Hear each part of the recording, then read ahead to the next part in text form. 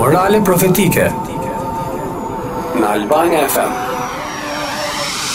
Jemi si gjithmonë me imamin dhe teologun Arnes Gjevori, i cili do të përpiqet edhe sot të ofrojë ligjërat mbi bazën e haditheve, të cilat janë sjellë nga Imam Buhariu dhe që imami jon i nderuar do t'i komentojë ato në vazhdimsi. E do të kemi sot temën e cila ka të bëjë me një shprehje pra ku thuhet që Allahu e mallkon atë njeri që i mallkon prindrit e tij. Dhe në fakt do të vijojmë me njëherë me leximin e hadithit dhe më pas t'i lëmë vendin imamit për sa i përket komentit të tij.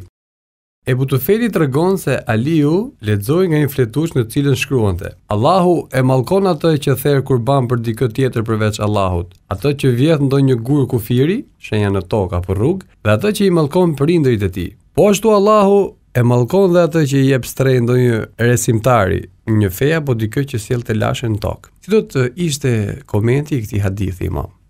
Bismillahirrahmanirrahim. Autori i librit Imam Buhariu rahimahullah vazhdon me kapitullin e tij në lidhje me mirësjelljen ndaj prindërve, edhe duke dashur të na tregojë neve të gjitha ato çështje, të cilat janë pjesë e mirësjelljes, dhe në anën tjetër edhe të gjitha ato çështje, të cilat nuk i përkasin mirësjelljes së mirë me prindërit, por janë e kundërta e tyre. Dhe një ndër këto çështje është edhe ajo që bëhet fjalë në hadithin e sapo lexuar, të përcjellur nga Aliu radhiyallahu ta'ala anhu, se i dërguari i Zotit Muhamedi alayhi salatu wassalam ka thënë: Allahu e mallkon atë njeri i cili therr kurban për dikë tjetër përveç Allahut. Së pari profeti alayhi salatu wassalam në këtë hadith përmend 4 gjëra, edhe fillon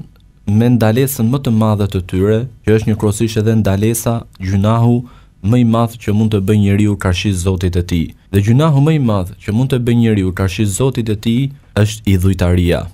Pra krahas Zotit të adhuroj edhe zota të tjerë. Pra të mos besoj dhe të mos adhuroj vetëm një Zot të vetëm siç e meriton Allahu, por edhe zota apo objekte sende të tjera. Dhe gjitha kjo quhet idhujtari, paganizëm, dhe në Islam konsiderohet si mëkati më i madh, të cilin Allahu nuk e fal nëse njeriu nuk pendohet prej tij dhe nuk distancohet prej tij. E nëse ai pendohet dhe largohet nga ky mëkat, do ta gjejë Allahun falës dhe mëshirëplot. Thirrja e kurbanit është adhurim nga adhurimet e mëdha në Islam. Zoti i gjithësisë e përmend edhe në Kur'an këtë adhurim: "Fasalli li rabbika wanhar", falu për Zotin tënd, por edhe kurbanin bëje për Zotin tënd. Pra ashtu si të gjitha adhurimet e tjera, falja namazit, agjërimi Ramazanit e të tjerë, të cilat duhet të bëhen vetëm për hir të Allahut, edhe kurbani, therrja e kurbanit, duke qenë se është një adhurim, njeriu duhet ta bëjë vetëm për të fituar kënaqësinë e Zotit të tij. Pra, kurbanin e tij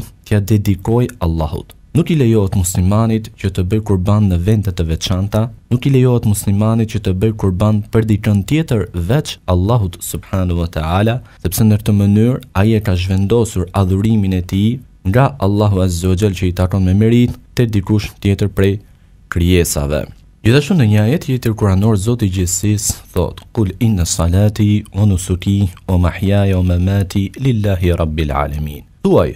pra thuaj, thot Zoti i gjithësisë, o profet, thuaj ju njerëzve se namazi im, falja,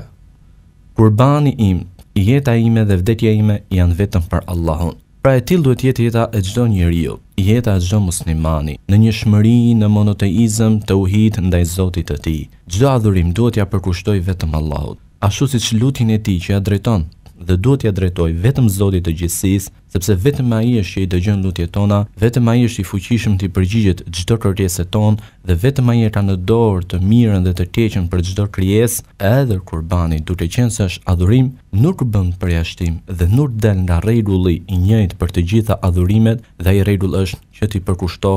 përkushtohen dhe t'i dedikohen vetëm Zotit të gjithësisë, krijuesit të universit, i cili e meritonte me meritën madhështore. Të çështja e kurbanit, duhet dashur të ndalojmë pak këtu, me që dhe autori e përmend në hadith, për sa i përket për shembull kurbanit të Bajramit, apo dhe kurbanet të tjera, të cilat njerëzit nuk ja dedikojnë Zotit të gjithësisë, por ja dedikojnë krijesave, qofshin këto krijesa të vdekura apo qofshin këto krijesa të gjalla. Ja dedikojnë vendeve të veçanta, qofshin këto vende nga më të ndryshmet, qofshin varre, qofshin diçka tjetër. Nuk lejohet që kurbani të bëhet për dikën tjetër veç Allahut subhanahu ta'ala, dhe as nuk lejohet që kurbani të bëhet për të madhëruar ndonjë krijesë, sepse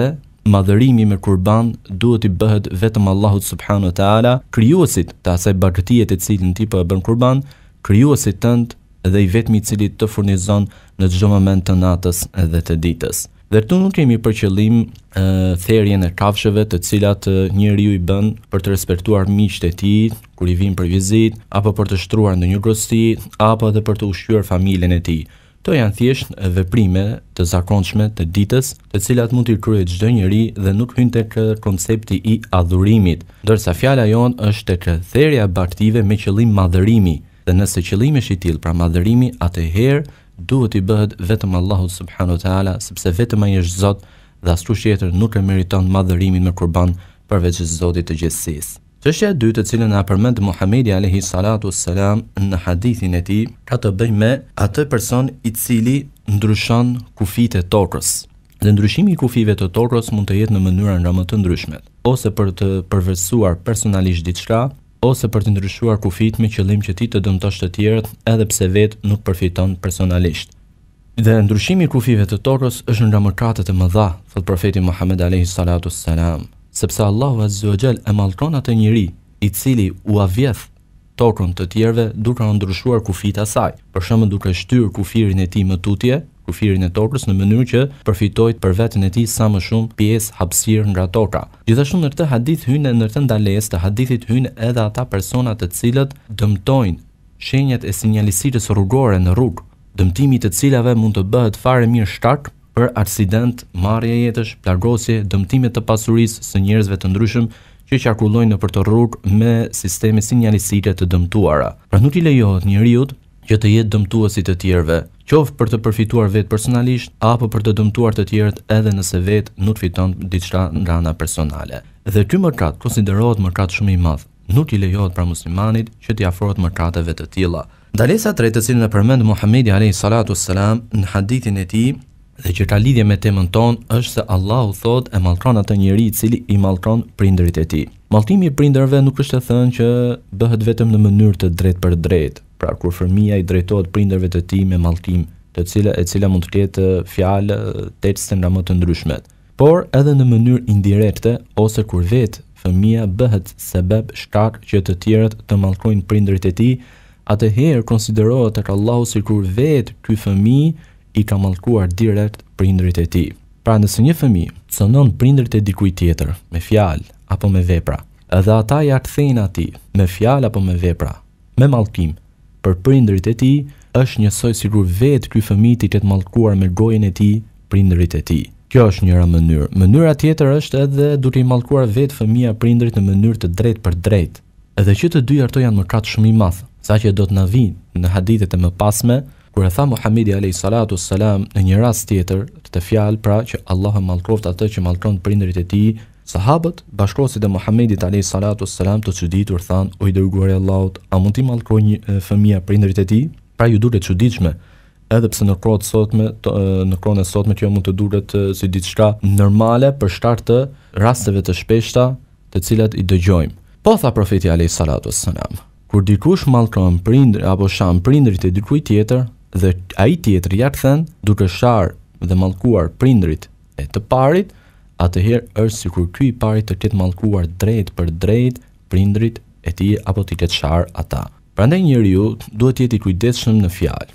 Duhet të jetë i kujdesshëm sidomos në momentet e zemërimit, sepse nga goja e tij mund të dalin fjalë të cilat cënojnë dhe prekin të tjerët, dhe reagimi i të tjerëve mund të jetë i atill që ti bëhesh gjunafqar jo thjesht se shave të tjerët, por bëhesh gjunafqar se ke shar prindërit e tu, edhe pse nga goja jote në mënyrë të drejtë për drejtë nuk kanë dalë fjalë thyese apo mallkime për prindërit e tu. Por në momentin që ti bëhesh shkak për keq, atëherë bëhesh pjesëtar në gjunaf për këtë të keqe që u bë.